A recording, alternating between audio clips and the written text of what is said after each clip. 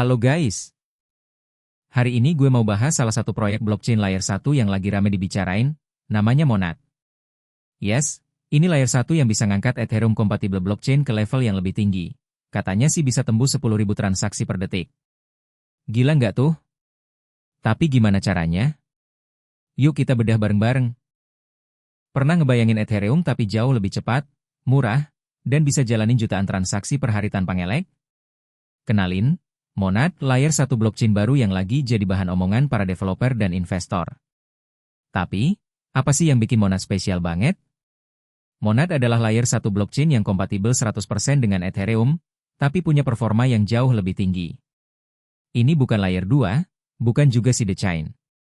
Monad dibangun dari nol dengan arsitektur baru, tapi tetap jalanin aplikasi Ethereum tanpa perlu ubah satu baris kode pun. Dari sisi pengguna, kamu bisa pakai dompet kayak MetaMask atau Phantom, pakai Etherscan buat cek transaksi, dan bahkan jalanin dApps favorit kamu yang biasa dipakai di Ethereum. Semua langsung bisa dipakai juga di Monad. Kenapa?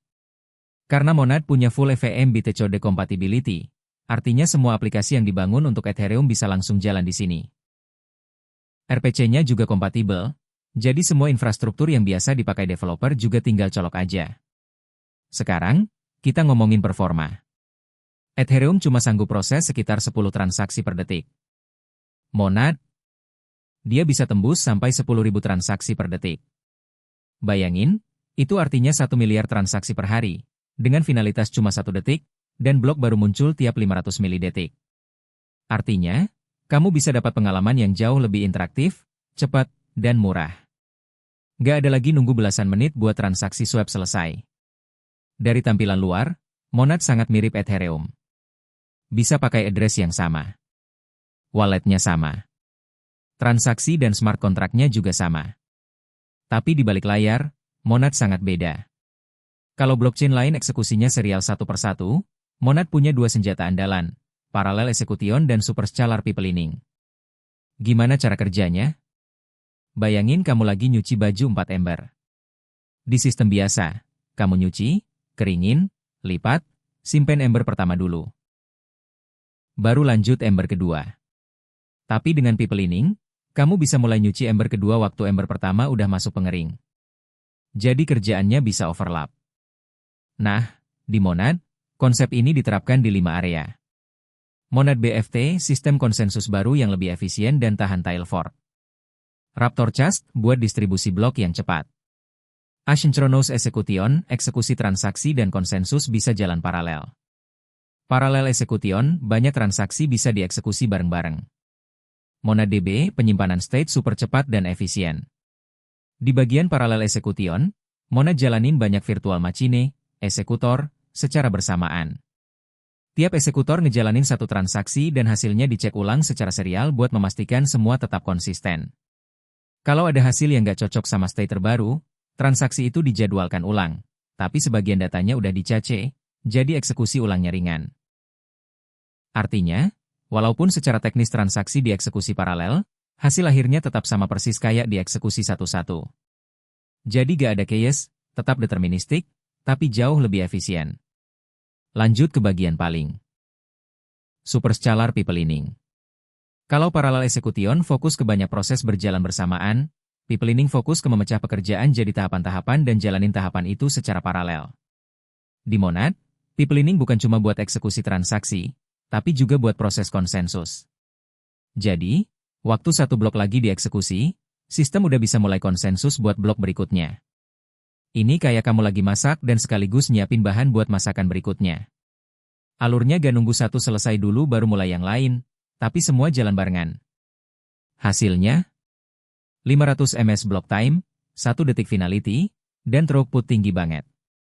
Pipelining di konsensus ini dimungkinkan karena sistem yang dipakai, Monad BFT, adalah turunan dari Hotstove, algoritma BFT yang juga dipakai oleh Aptos, tapi udah dimodifikasi supaya jauh lebih efisien dan punya komunikasi linear, bukan kuadratik kayak BFT biasa. Dan jangan lupa soal MonadDB, storage sistemnya yang dioptimalkan buat SSD dan Merkle-3.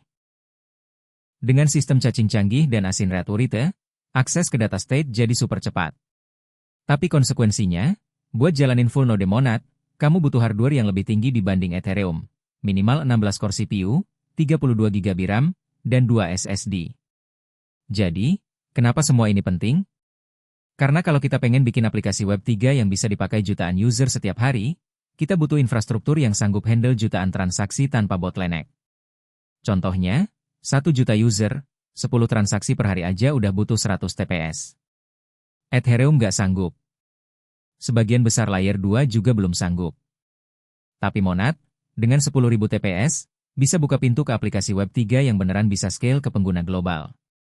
Jadi buat kamu yang developer, peneliti, atau user biasa, Monad ngasih jembatan antara kompatibilitas Ethereum yang kita semua udah kenal, dan performansi tinggi yang kita semua butuhin.